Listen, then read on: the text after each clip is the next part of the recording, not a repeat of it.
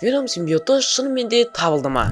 Видеода көргендеріңіздей Веном фильміндегі симбиотқа ұқсас қаразатты көрдіңдер. Бұл шынымен де тірі симбиот па? Әлде келесі тиктоктың әзілі ме? Қазір біз осы тақырыпты талқылайтын боламыз. Сәлем достар, сіздермен бірге бұл мемесі жанс. Арнаға тіркеліп, видеоға аямай лайктарыңызды видео басылмай жатып басып кетіңіздер. Ал біз болсақ бастаймыз. Миллиондаған қаралым жинап жатқан бұл видеода автордың баяндауынша Панама елінің тұрғынының үйінің қасына кішігірім метеорит құлаған. Және мына видеода көріп отырғандарыңыздай, бұл кәдімгі картоптың көлемімен бірдей зат. Және бұл тасқа ұқсаған зат күннен күнге өсіп, Веном фильмдегі симбиотқа айналуда. Тұра тұршы, бұл кәдімгі Веном фильмдегі сценарийді түп-түгел көшірген сияқты ғой. Жалпы бұл дегеніміз бұл видеоның фейк екеніне бірінші себеп. Оқиғаға оралайық. Жағы картоппен тең тасымыз күн сайын өсіп, Веном фильміндегі симбиотқа айналып жатқанын көрсетіп, тіпті TikTok желісінде видеолар жариялап жатыр. Ал мына видеоға қарайтын болсақ, бұл симбиотты тауып алған адам симбиотты суға жіберіп көреді. Видеоға дұрыстап қарайтын болсақ, симбиот қозғалып жатыр. Және бұл жерде менің байқағаным, бұл симбиотқа ұқсас қара затты балыққа байлап қойған. Видеода балықтың қимылы байқалады, қалған жерлері қозғалмайды. Бұл дегеніміз бұл видеоның фейк екеніне екінші себеп. Мына видеоны қарайтын болсақ, картоп сияқты метеорит тастың үстіне жапырақты қояды, ал жапырақ болса күйеді.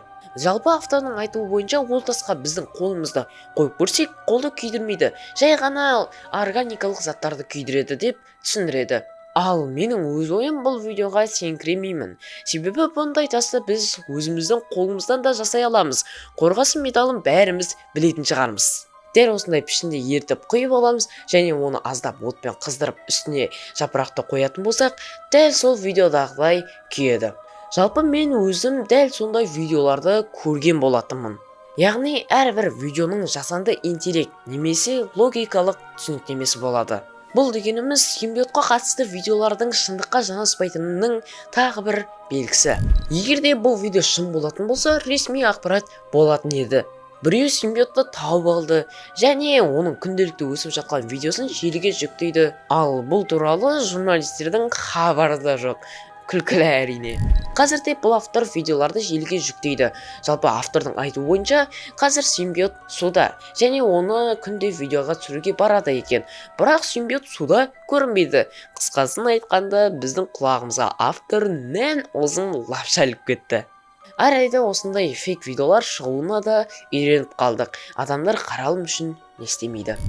Тіпті мына видеоны қарайтын болса, кішкентай симбиотты қара сұйықтықтан қолдан жасайды. Және оны лабораториялық ыдысқа салып, сыртына бұл қауіпті деген қағазда жабыстырып қойды. Веномның фанаттары не істемейді. Дәл осыған ұқсас Веномның симбиотына байланысты видеолар жыл сайын шығады. Бұл видео баршаңыздың естеріңізде шығар. Көріп тұрғандарыңыздай қолғаптың ішінен магнит моншақтарды орап алған.